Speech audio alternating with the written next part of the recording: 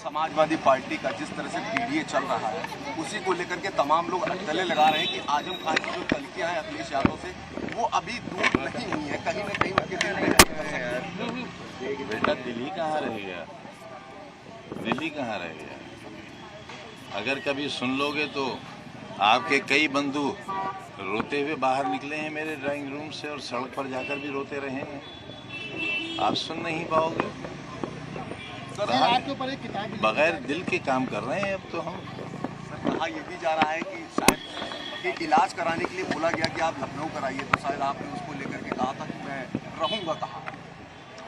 बार minister था, Z श्रेणी की सुरक्षा थी और मेरी बीवी उस वक्त एसोसिएट प्रोफेसर थी और हम दोनों ने एक शराब की दुकान लूटी थी। देखिए हमारे कारनामे तो देखिए आप, हम दोनों ने मिलकर एक शराब की दुकान लूटी थी और बोतलों के अलावा 16,900 रुपया गले से भी लूटा था।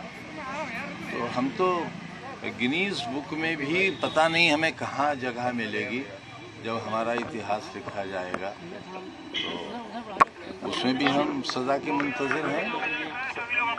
सर आपके ऊपर एक किताब लिखी गई है, जेल का जिक्र किया गया है, इमरजेंसी से लेकर के अब तक जो सीतापुर जेल में रहे थे उसका भी पूरा जिक्र किया गया है, पूरे वहाँ के दास्तान लिखा गया। पता नहीं, अभी तो मालूम नहीं। सर यूपी में योगी सरकार किस तरह काम करे उसको कैसे देखते हैं? देखते ही नहीं है, चश्मा लगा रखा है। देखेंगे तो दर्द होगा, दर्द होगा तो चल नहीं पाएंगे। सर कोई भी कंडीशन है उसमें जय श्री राम का नारा, जय बजरंग बली का नारा लगाया जाता है, क्या कहना चाहेंगे इस नारे के लिए? बहुत बुरी बात है, लेकिन कोई नारा किसी में दहशत पैदा करने के लिए ना हो।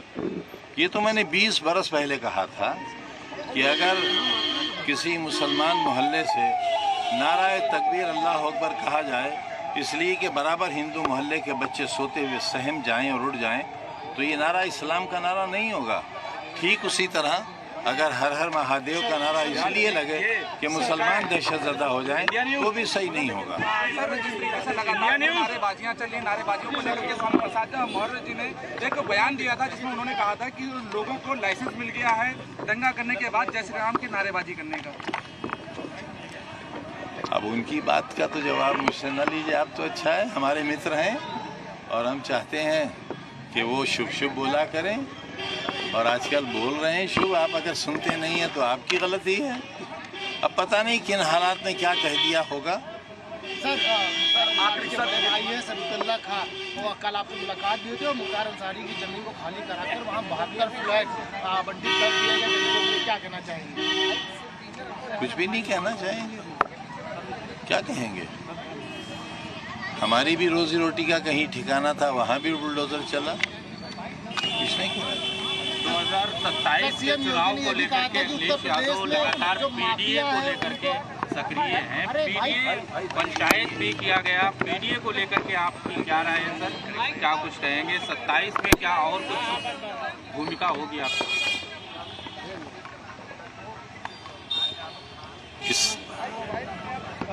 मैं आपको क्यों बता दूं? आपको क्यों बता दूं? जानता हूं आप चाहते हैं बदलाव आए, तो मैं इतना कह सकता हूं कि हम उसमें हिस्सेदार होंगे, मजबूत हिस्सेदार। सीएम योगी ने कहा था उत्तर प्रदेश में हम भयमुक्त और माफिया मुक्त प्रदेश बनाएंगे।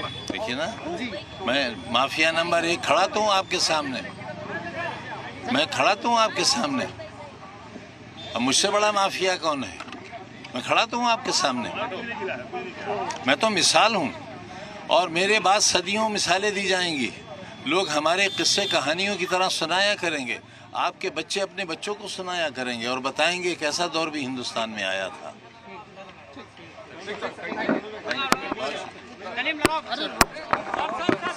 सर तो सुना आपने आजम खां का क्या कहना था कि उनका कहना था कि कोई भी नारा दहशत नहीं फैलाने वाला होना चाहिए। ये उनका कहना था कि कोई नारा दहशत पैदा करने के लिए ना हो, चाहे वो इस्लाम का ही नारा क्यों ना हो। तो आजम खान ने दिया है यहाँ पर ये बड़ा बयान और कहा है इस बात को मैंने 20 साल पहले ही कह दिया था और उन्होंने कहा कि कोई नारा दहशत पैदा करने वाला नहीं होना चाहिए, फिर चाहे वो इस्लाम का नारा ही क्यों ना हो। तो मीडिया से खिताब कर रहे थे और उन्होंने ये अहम बात कही यहाँ पर।